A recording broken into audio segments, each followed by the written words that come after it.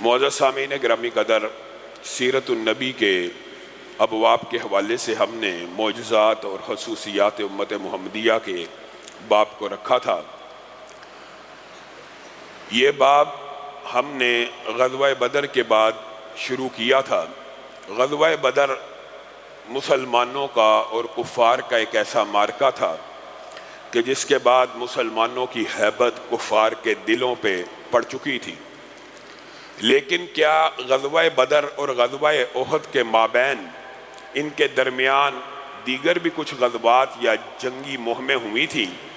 بالعموم آپ سیرت میں پڑھتے ہیں غزوہ بدر کے بعد سیدھا تذکرہ آتا ہے غزوہ احد کا، لیکن حقیقت بات یہ ہے کہ ان جو دورانیہ ہے بدر اور احد کے مابین ان سارے ایام میں بھی رسول اللہ صلی اللہ علیہ وسلم نے ایک لمحہ، ایک ہفتہ، ایک مہینہ بھی ایسا نہیں گزارا جب آپ نے اپنے لشکروں کو چاقو چبند نہ رکھا ہو۔ رسول اللہ صلی اللہ علیہ وسلم کی سیرت کے اندر آپ کے سامنے اس بات کو رکھا تھا کہ وہ پیغمبر، وہ رسول، وہ ہادی، وہ رہنما کہ جس نے 53 برس تک کبھی تلوار کو نہیں تھا اٹھایا، ادھیڑ عمری میں اور بزرگی کے عالم میں جب اللہ رب العزت نے جہاد کو فرض کر دیا تو رسول اللہ صلی اللہ علیہ وسلم نے کسی کے سامنے یہ عذر، کسی کے سامنے یہ بات نہیں رکھی کہ میری عمر تو 53 برس ہو گئی ہے، اب میں تلوار کیسے نکالوں، اب میں ادھیڑ عمر ہو گیا ہوں، بلکہ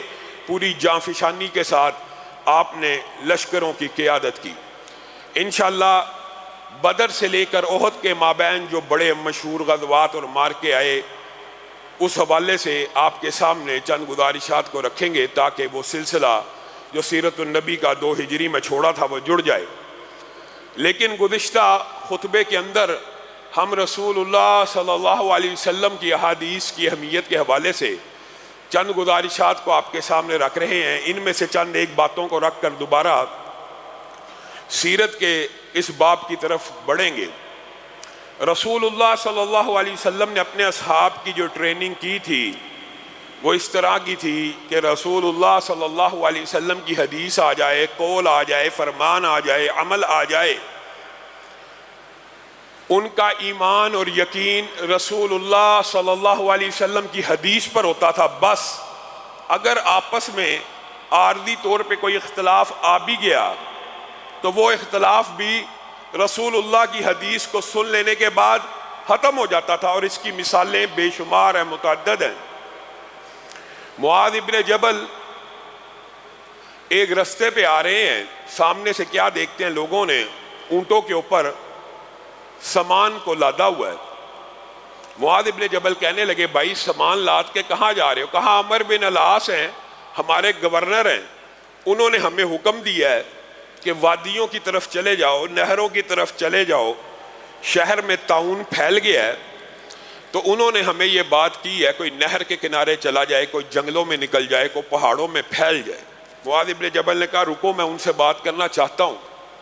معاذ بھی بڑے جلیل القدر ہیں اور عمر بن العاص بھی بڑے جلیل القدر ہیں، ان کو یہ اعزاز حاصل ہے، چند صحابہ ہیں جن کو یہ اعزاز ملا ہے، اور انہی کے اوپر بعض لوگ ہردہ سرائی کرتے ہیں۔ عمر بن العاص کو یہ اعزاز ملا کہ رسول اللہ نے اپنی مجلس میں بیٹھے ہوئے عمر بن العاص کو یہ کہا تھا یہ جو فیصلہ آیا ہے اس کے مابین قاضی تو ہے، فیصلہ تو کرے گا۔ عمر بن العاص نے کہا اللہ کے رسول آپ کے ہوتے ہوئے میں فیصلہ کروں گا؟ کہا حق تو میرا ہے لیکن تفویض تجھے کرتا ہوں۔ اور پھر عمر نے جو فیصلہ کیا، رسول اللہ صلی اللہ علیہ وسلم اس فیصلے سے خوش ہوئے، مسکرانا شروع ہو گیا، آپ کا چہرہ تمتما اٹھا۔ یہ وہ عمر بن العاص ہیں، اور معاذ ابن جبل کی سیرت کے حوالے سے، ان کی فقاہت کے حوالے سے آپ سب جانتے ہیں۔ عمر بن العاص کے پاس پہنچے، آپ حاکم ہیں، گورنر ہیں، آپ نے لوگوں کو یہ حکم دیا ہے۔ جی ہاں میں نے یہ حکم دیا۔ آپ نے کس دلیل سے یہ حکم دیا ہے؟ عمر بن العاص کہنے لگے اے معاذ میں نے اپنے فہم و فراست، فقہ اور اجتہاد سے یہ حکم دیا ہے کہ لوگ پھیل جائیں اور لوگ اس بیماری سے بھاگ جائیں۔ تو معاذ ابن جبل نے کہا تیری فقہ، تیری عقل دلیل نہیں ہے، آپ مجھے جو اس بات کے اوپر ٹوکتے ہیں، میں اس وقت امیر ہوں اس جگہ کا، ٹکرے کا، آپ مجھے کس دلیل سے روکتے ہیں؟ تو معاذ ابن جبل نے آپ کا اور میرا منہج بیان کیا تھا. کہا میں رسول اللہ صلی اللہ علیہ وسلم کے پاس تھا اور میں نے رسول اللہ سے یہ حدیث سنی تھی کہ جس علاقے میں طاعون آ جائے، یعنی ایسی وبائیں آ جائیں، تو اس علاقے کے لوگ اسی علاقے میں رہیں. یہ بھی عقیدے کی بحث ہے. اسی علاقے میں رہیں، کسی کے ذہن میں یہ خیال نہ آئے کہ اس علاقے میں رہیں گے تو مر جائیں گے. مرنا اسی نے ہے جس کو اللہ نے بیماری لگانی ہے. ہاں بعض لوگ کمزور عقیدے کے ہوتے ہیں، وہ اسی علاقے میں جو ہیں وہ یہاں رہیں، باہر کے جو لوگ ہیں وہ اس علاقے میں داخل نہ ہوں، تاکہ ان کا عقیدہ بھی نہ کمزور پڑ جائے کہ ہم یہاں پہ داخل ہوئے تو ہمیں بیماری لگ گئی. جو اس علاقے کے رہنے والے ہیں وہ یہیں رہیں گے، اور جن کو اللہ نے زندہ رکھنا ہوگا انہی میں سے زندہ رکھے گا. گویا رسول اللہ صلی اللہ علیہ وسلم نے یہ جو حکم دیا، بعض لوگوں نے اس سے استدلال الگ کیا کہ رسول اللہ نے گویا بیماری سے بھاگنے کا حکم دیا، تو جن کو رہنے کا حکم دیا وہ کیا ہے؟ وہاں پہ رسول اللہ صلی اللہ علیہ وسلم نے اس عقیدے کو بیان کیا، انہی میں سے بعض لوگ بچ جائیں گے. تو پھر یہ عقیدہ مسلم ہو جائے گا کہ ساتھ رہتے ہوئے بھی اگر اللہ چاہے تو کسی کو بیماری نہ لگائے. یہ بات ہے. اب اس بات کا سننا تھا. عمر بن العاص جو حاکم ہے، گورنر ہے، انہوں نے ضد کی، وہ اپنی بات پہ اڑ گئے. انہوں نے فوراً آرڈیننس جاری کیا کہ میں نے آرڈیننس جاری کیا تھا علاقوں میں پھیل جاؤ، علاقوں میں نکل جاؤ.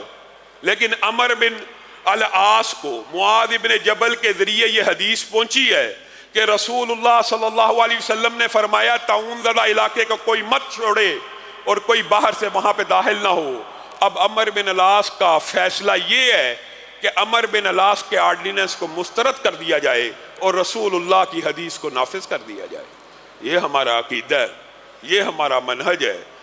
اور صحابہ نے، یقین مانیے یہ جو صحابہ ہیں حقیقت میں یہ بلند رتبہ ان کو اگر ملا ہے تو اسی وجہ سے ملا ہے کہ یہ رسول اللہ صلی اللہ علیہ وسلم کے صحابہ ہیں. لیکن ان کو ایک یہ جو بلندی حاصل ہوئی ہے اس کی ایک بہت بڑی وجہ جو میں سمجھتا ہوں وہ یہ ہے کہ انہوں نے رسول اللہ کا فرمان سننے کے بعد اس کے اندر رائی برابر بھی شک اور شبہ کا اظہار نہیں کیا. اور بات آئی ہے ضمنی طور کے اوپر. ہم دفاع صحابہ کیوں کرتے ہیں؟ ہم صحابہ کا دفاع کیوں کرتے ہیں؟ صحابہ کا سارا دفاع اس لیے ہے کہ یہ رسول اللہ صلی اللہ علیہ وسلم کے ساتھی ہیں، اور کوئی وجہ نہیں ہے. اور ہمارے اوپر یہ الزام لگا دیا جائے، آپ حیران رہ جائیں گے. اس مرزا جہلمی کے اوپر مقدمہ درج ہوا، الحمدللہ گستاخ صحابہ کا. اس کا ایک شاگرد ہے بلال قریشی نامی، اس نے پنڈی کے اندر یہ فتویٰ دیا کہ شام الہی ظہیر گستاخ رسول ہے معاذ اللہ. اور اس فتوے کو پھر وائرل کیا سوشل میڈیا کے اوپر اور مختلف چینلز کے اوپر. مجھے ایک بات بتلائیے، ہم جو صحابہ کا دفاع کرتے ہیں کس کے لیے کرتے ہیں؟ رسول اللہ صلی اللہ علیہ وسلم کی ذات کے لیے، کہ یہ ان کے صحابہ ہیں، ان کا دفاع ہوگا.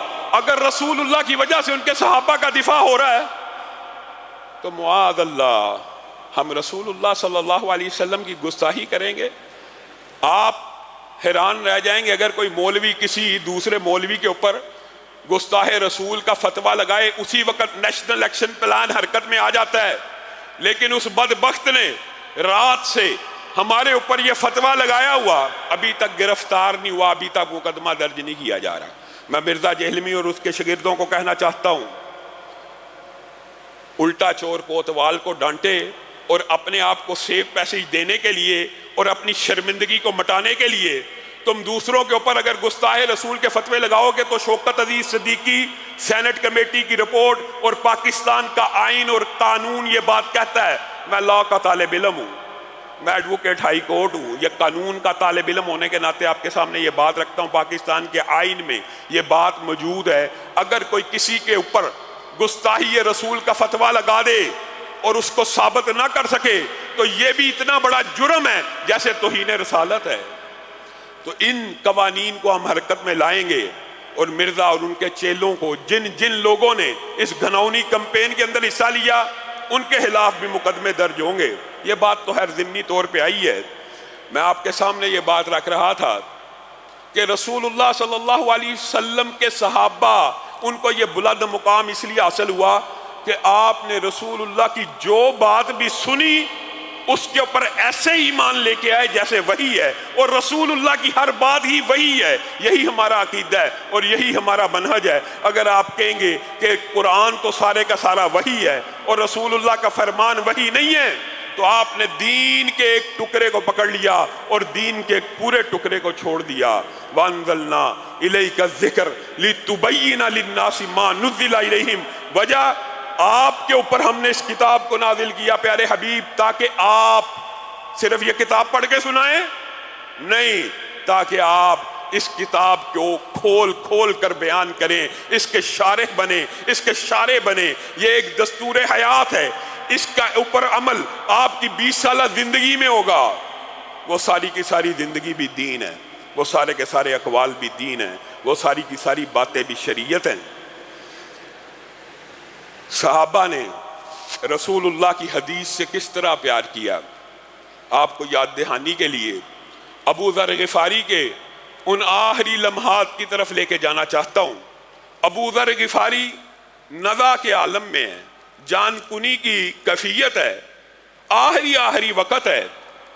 بیوی زاروں کی طرح رونا شروع ہو گئی, بیوی زاروں کی طرح رونا شروع ہو گئی.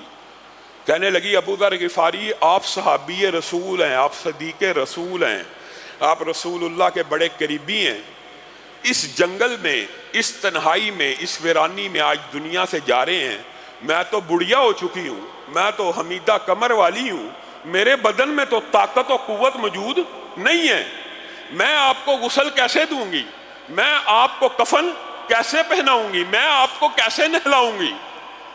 آپ دنیا سے جانے والے ہیں, جو آثار نظر آ رہے ہیں آپ کے اوپر نظر لگ چکی ہے. میں آپ کو کیسے غسل دوں گی, میں اکیلی عورت ہوں, بوڑھی عورت ہوں, تنہا ہوں. ہائے, رسول اللہ کا صحابی اس تنہائی کے عالم میں جا رہا ہے کہ کوئی غسل دینے والا نہیں, کوئی کفن دینے والا نہیں, کوئی نماز جنازہ پڑھنے والا نہیں. بیوی کے یہ درد بڑے الفاظ ابو ذر غفاری کے سینے پہ لگے. وہ جو نزا کے عالم میں, تکلیف کے عالم میں اچانک اپنی قوت کو مجتمع کرتے ہوئے کچھ سیدھا ہوتے ہیں اور کہتے ہیں ابشری ولا تبکی, میں تجھے ایک خوشخبری سناتا ہوں میری بیوی, مت رو مت رو مت رو. میں تجھے ایک خوشخبری سنانا چاہتا ہوں. کس عالم میں روح پرواز کرنے والی ہے اور حدیث رسول پہ ایمان کیسا ہے. کہا ہے میری بیوی سن, میں رسول اللہ کے ساتھ اپنے چند ساتھیوں کے ہمراہ بیٹھا ہوا تھا. رسول اللہ نے کہا تھا تم میں سے ایک شخص فلات الارض میں فوت ہوگا, یعنی جنگل میں فوت ہوگا. تم میں سے ایک شخص جنگل میں فوت ہوگا, وہ تنہائی میں فوت ہو جائے گا. اسی وقت اللہ تعالیٰ اس کی اس تنہائی پہ رحم کرتے ہوئے ایک جماعت کو بھیجے گا جو اس کو آ کے غسل بھی دے گی, کفن بھی پہنائے گی اور نماز جنازہ بھی پڑھائے گی. اے میری بیوی, میں ان لوگوں کو سوچ رہا ہوں, وہ سارے میرے سامنے ہیں, ان میں سے ایک بھی شخص زندہ باقی نہیں بچا اور ان میں سے کوئی شخص جنگل میں فوت نہیں ہوا. اب میں ہی وہ شخص ہوں جس کے بارے میں رسول اللہ صلی اللہ علیہ وسلم نے پیشین گوئی کی تھی کہ جب وہ فوت ہوگا قافلہ آئے گا, جنازہ پڑھایا جائے گا, کفن دیا جائے گا, نماز بھی ادا ہوگی. اے میری بیوی غم مت کر, قافلہ آئے گا. میں نے اپنے دوست, اپنے صدیق, اپنے یار, اس موتیوں جیسے دانتوں والے, مفہوماً رکھ رہا ہوں, اس خوبصورت زبان سے یہ الفاظ سنے تھے, قافلہ آئے گا. اگر میں مر گیا, خبردار غسل کی کوشش مت کرنا, کفن کی کوشش مت کرنا, بس گھسیٹ گھساٹ کے میری میت کو دروازے کے باہر رکھ دینا. میں تجھے گارنٹی سے کہتا ہوں قافلہ آئے گا, غسل دیا جائے گا, نماز جنازہ ادا کی جائے گی. یہ الفاظ کہہ رہے تھے, روح کو قبض کر لیا گیا. یہاں روح قبض ہوتی. یہ وہ ایمان ہے حدیث کے اوپر جس کی وجہ سے صحابہ کو یہ مقام حاصل ہوا. میرا اور آپ کا حدیث کے اوپر کیا ایمان ہے؟ کوئی ایمان نہیں. حدیث سن بھی لیں دل نہیں بدلتے, حدیث سن بھی لیں اصلاح نہیں ہوتی, حدیث سن بھی لیں, حدیث بھی دین ہے, حدیث بھی وحی ہے. یہاں سے روح پرواز کرتی ہے، وہاں دروازے پہ دستک ہوتی ہے. کون؟ ماجی عبداللہ ابن مسعود آیا ہے، بڑا عرصہ ہو گیا اپنے دوست کی، اپنے بھائی کی زیارت نہیں کی. آج یہاں قافلے کے ہمراہ گزر رہا تھا، سوچا جنگل میں ابو ذر غفاری کی تیمارداری کر لی جائے، اس سے مل لیا جائے.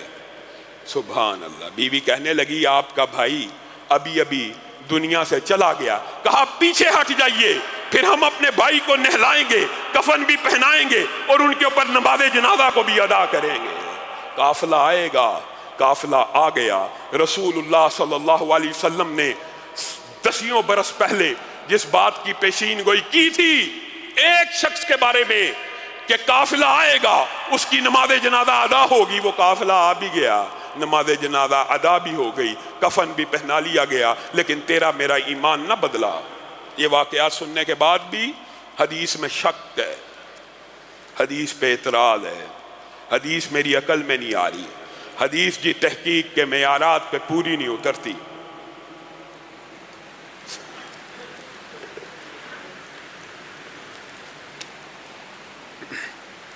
اور اگر آپ نے حدیث کی اہمیت کو سمجھنا ہو تو ایک ایک واقعہ ہی انسان کی زندگی کو بدلنے کے لیے کافی ہے. آپ نے عثمان بن طلحہ کا واقعہ نہیں سنا؟ سب ساتھی اس واقعے کو بھی یاد رکھے. رسول اللہ صلی اللہ علیہ وسلم نے جب مکہ کو فتح کیا تھا، مکہ کو فتح کرنے کے لیے آئے، خانہ کعبہ کا دروازہ بند پایا. کہا کہاں پہ ہے عثمان بن طلحہ؟ کہا وہ تو اپنے گھر میں چابی بھی ساتھ لے گیا. رسول اللہ صلی اللہ علیہ وسلم نے بلال کو بھیجا کہ جاؤ عثمان بن طلحہ کو ذرا پکڑ کے لاؤ. بلال گئے. اس کی والدہ عثمان بن طلحہ کی بڑی سخت تھی، کہنے لگی ہرگز نہیں، اس حبشی غلام کو خانہ کعبہ کی نہ چابی دیں نہ اس کے ساتھ جائیں. کچھ دیر گزر گئی تو رسول اللہ صلی اللہ علیہ وسلم نے حضرت عمر کو کہا جا ذرا پتہ کر، بلال کو گئے ہوئے بڑا ٹائم ہو گیا ہے، ابھی تک عثمان بن طلحہ کو لے کے نہیں آیا.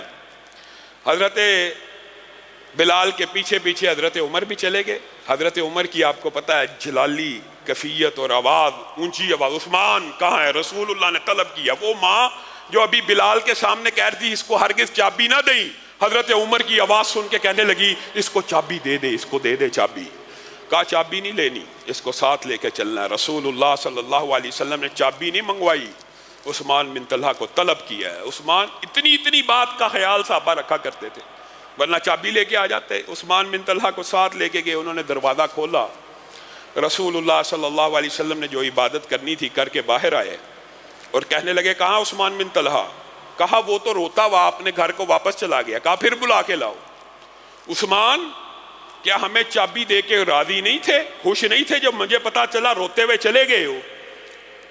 کہا اللہ کے رسول تب عثمان بن طلحہ نے اسلام کو قبول کر لیا ہوا تھا. اے اللہ کے رسول اس لیے نہیں تھا روتا کہ چابی آپ کو دی ہے، روتا اس لیے تھا کہ کاش اس وقت بھی آپ کی حدیث کے اوپر ایمان ایسا ہوتا جیسے آج ہے. کس وقت عثمان؟ ایک دن آیا تھا، میرے پاس ہی چابی تھی اور میں ہی اس دروازے کا خازن تھا، مکہ کا دور تھا، آپ میرے پاس آئے تھے اور آپ نے مجھے آ کے کہا تھا عثمان چند لمحوں کے لیے اس دروازے کو کھول دے، میں محمد صلی اللہ علیہ وسلم اس میں عبادت کرنا چاہتا ہوں. تو اس وقت میں نے آپ کو چابی نہیں تھی دی، تو آپ نے ایک بات کہی تھی، آپ نے کہا تھا عثمان ایک وقت آئے گا یہ چابیاں میں محمد صلی اللہ علیہ وسلم کے ہاتھ میں ہوں گی اور میں محمد جس کو چاہوں گا عطا کر دوں گا. میں روتا اس بات کے اوپر ہوں، آج جیسے آپ کی بات کے اوپر یقین تھا، کاش اس وقت بھی اس بات کے اوپر یقین ہوتا کہ ایک وقت آئے گا چابیاں آپ کے ہی ہاتھ میں ہوں گی تو میں اسی وقت آپ کے لیے دروازہ کھول دیتا. کہا عثمان پھر ٹھہر، پھر رک جا، ایک بات میں محمد صلی اللہ علیہ وسلم کی بھی سن لے. جی اللہ کے رسول، یہ چابیاں تجھے پہلے دی تھی کافروں نے، تجھ سے واپس چھین لی گئی، اب دینے والا کون ہے؟ میں محمد صلی اللہ علیہ وسلم. خذوها خالدتن تالدتن لا ينزعها منك الا کافر. اے عثمان اب یہ چابیاں دینے والا میں محمد صلی اللہ علیہ وسلم ہوں، اس کو تھام لے ہمیشہ کے لیے، ابد و آباد کے لیے۔ یہ چابیاں تیرے گھر میں رہیں گی یہاں تک کہ ایک کافر آئے گا جو تیرے سے یہ چابیاں چھین لے گا۔ یہاں پہ آپ نے رکنا ہے۔ یہ چابیاں میں تجھے دیتا ہوں ہمیشہ کے لیے، کہاں رہیں گی؟ تیرے گھر میں رہیں گی، اور تجھ سے چھیننے کی کوئی جرت نہیں کرے گا، یا وہ دوسری الفاظ ہیں یا وہ کافر ہوگا یا وہ ظالم ہوگا۔ آپ حیران رہ جائیں گے، رسول اللہ کی اس ایک حدیث کے بدلے میں بڑی بڑی حکومتیں آئیں۔ آپ کو پتہ کرامتیوں کی، بڑے بڑے بدعقیدہ لوگوں کی بھی حکومتیں آتی رہیں جاتی رہیں، لیکن رسول اللہ کی اس حدیث کی وجہ سے کسی کو یہ جرت نہ ہوئی کہ عثمان بن طلحہ سے چابیاں واپس لے لے، کیونکہ وہ ڈرتا رہا اگر میں نے چابی واپس لی تو میرے پہ یہ حدیث فٹ ہو جائے گی کہ میں کافر ہوں، میں ظالم ہوں۔ آج بھی آپ حیران رہ جائیں گے، 1440 برس بیت چکے ہیں، 1440 برس، آج بھی چابیاں اگر موجود ہیں عثمان بن طلحہ کے گھر میں موجود ہیں، اور جو بھی کھینچے گا اس کی سب سے بڑی نشانی یہ ہوگی یا وہ کافر ہوگا یا وہ ظالم ہوگا۔ یہ حدیث رسول کی حجیت، آج بھی چابیاں عثمان بن طلحہ کے گھر میں ہیں، چابیاں تیرے پاس رہیں گی، تیرے پاس رہیں گی، میں محمد صلی اللہ علیہ وسلم نے عطا کی ہیں، اب تجھ سے کوئی نہ چھین سکے گا، اگر کوئی چھینے گا وہ کافر ہوگا یا ظالم ہوگا۔ معزز سامعین گرامی قدر، انشاءاللہ سیرت کے ابواب کو اگلے خطبے سے غزوہ بدر کے بعد سے شروع کیا جائے گا۔ آج آپ کے سامنے ایک نہایت اہم بات کو رکھنا ہے، اور وہ بات یہ ہے، ظہر الفساد فی البر والبحر بما کسبت ایدی الناس، زمین کے اوپر، خشکیوں کے اوپر، تریوں کے اوپر فساد، فتنہ، وبائیں، آفتیں نازل ہو گئیں، بما کسبت ایدی الناس، یہ تمام کی تمام آفتیں تم لوگوں کے ہاتھوں کی کمائی ہے، لیذیقہم بعض الذی عملوا، تاکہ تم اپنے بعض گناہوں کا ذائقہ چکھ کر اللہ کی طرف واپس لوٹ جاؤ۔ آج وطن عزیز کے اندر سیلاب کی، آفتوں کی ایک عجیب و غریب کیفیت ہے، اور میں اگر سوختہ سامہ ہوں تو یہ روز سیاہ، خود دکھایا ہے میرے گھر کے چراغاں نے مجھے۔ میں یہ نہیں کہتا کہ آفتیں ہمارے گناہوں کی شامتیں ہیں، حکمرانوں کے گناہوں کی شامتیں ہیں، حکمران لے کے نہیں آئے، لیکن حکمرانوں کی بے حسی پہ بے حسی کی بھی انتہا ہو چکی ہے۔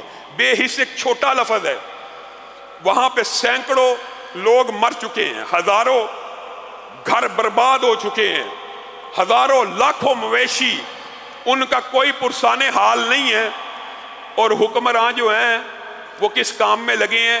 ایک ٹولہ دوسرے ٹولے کے اوپر ایف آئی آر کٹوا رہا ہے، ایک گروہ دوسرے گروہ کو نیچا دکھانا چاہ رہا ہے، ایک گروہ کے اوپر ایف آئی آر کٹواتا ہے، وہ گروہ دوسرے گروہ کے اوپر ایف آئی آر کٹواتا ہے، کرسی کی رسا کشی، چھینا جھپٹی جاری ہے۔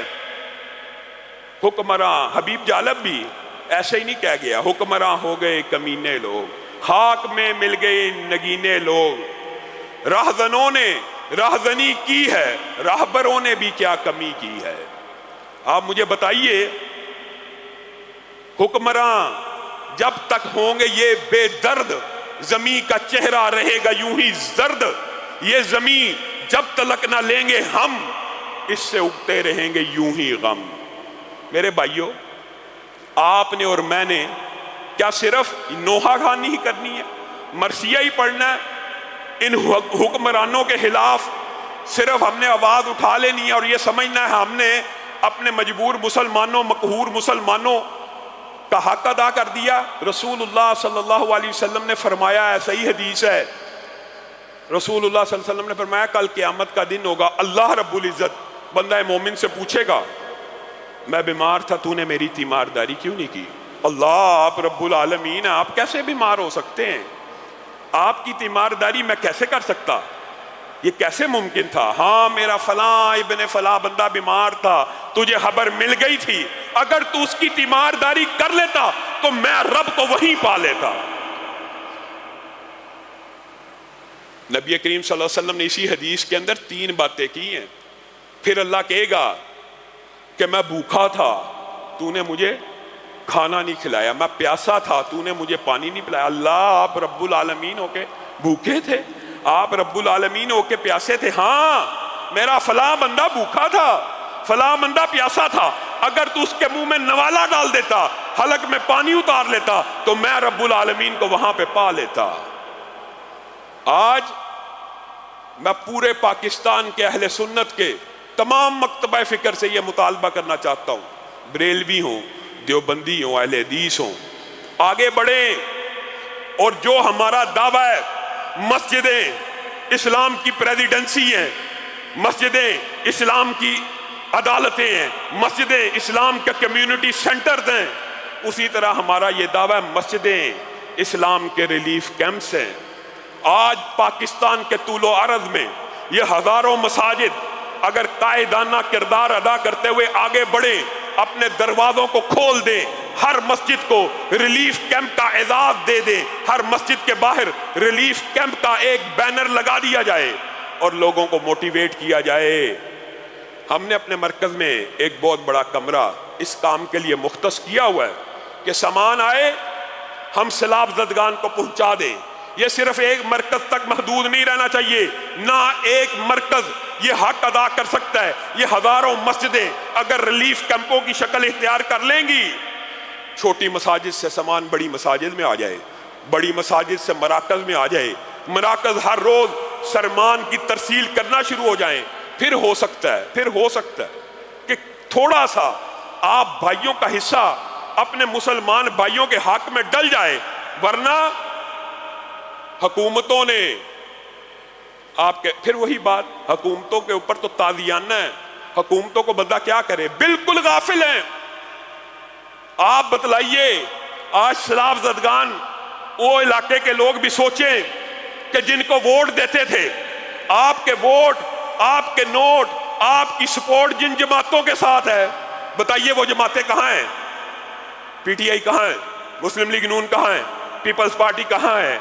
وہ کمزور اور مفلوق الحال طبقہ جسے آپ مولوی کہہ کے طنز کا نشانہ بناتے رہے، اللہ کی قسم جائیے سیلاب زدگان علاقوں میں دیکھ لیجئے، صرف وہی مولوی جو سارا سال آپ کی گالیاں گاتا ہے آج آپ کی مدد کو مارا پھر رہا ہے۔ سیلاب زدگان کے علاقوں میں اگر آپ کو نظر آئیں گے تو دین کے خادم نظر آئیں گے۔ ہر مسجد اپنا دروازہ کھول دے، ریلیف کیمپ کی شکل اختیار کرے۔ تمام ساتھی بھی ہم نے آج ہی اللہ کے فضل و کرم سے آج شام کو ہمارا ایک قافلہ جائے گا، ایک جو ٹرک سامان سے بھرا ہوا اگر نیا سامان لیا جائے تو ایک ٹرک کے اندر تقریباً 18 لاکھ سے 20 لاکھ تک کا سامان آتا ہے۔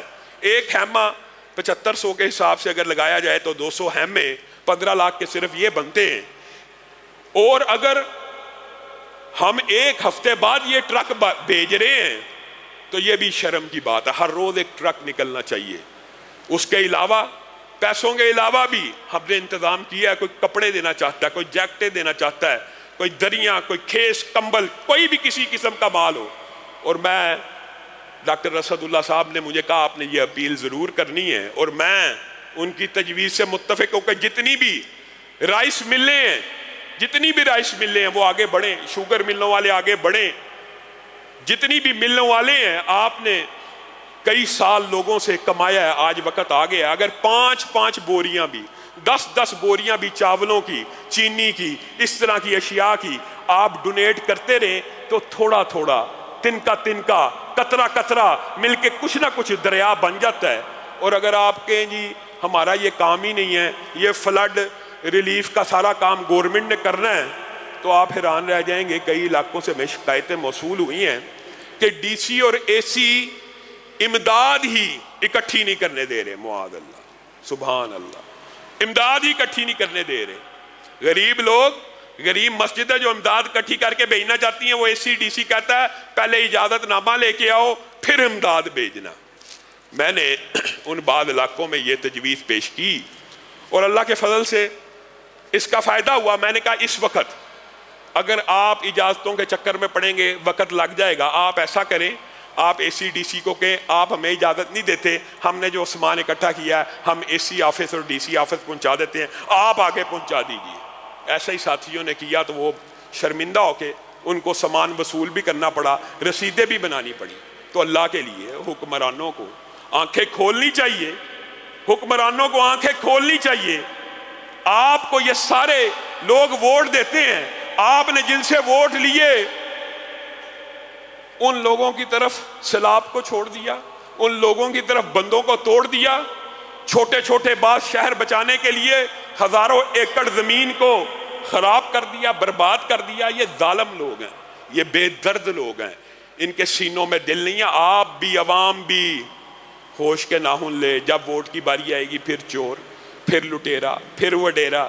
افسوس اور دکھ کی بات ہے کہ آپ ممبر کے اوپر تو کرپٹ بندے کو دیکھنا گوارا نہیں کرتے، لیکن تخت رسول کے اوپر چور بیٹھ جائے، لٹیرا بیٹھ جائے، وڈیرا بیٹھ جائے، آپ کے کان پہ جون نہیں رینگتی۔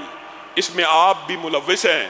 آپ لوگوں کو بھی اپنا کردار بھرپور طریقے سے ادا کرنا چاہیے۔ اور میں سلوٹ پیش کرتا ہوں ان تمام مذہبی بغیر کسی تفریق مسلک کے جو وہاں پہ دن بر رات امدادی سرگرمیاں کاری ہیں۔ انشاءاللہ ہمارے علاقے کی بھی ہماری جتنی مساجد ہیں وہ آج کے بعد ریلیف کیمپ کی شکل اختیار کر لیں گی، جہاں جس علاقے میں جو شخص ہے وہ اگر اپنی محلے کی مسجد میں سامان پہنچائے گا، انشاءاللہ وہ سامان یہاں پہ آ جائے گا، اور یہاں سے قافلے انشاءاللہ سیلاب زدگان کی مدد کے لیے روانہ ہوں گے۔ اللہ رب العزت جو کہا گیا، جو سنا گیا، اس کے اوپر عمل پیرا ہونے کی توفیق عنایت فرمائے۔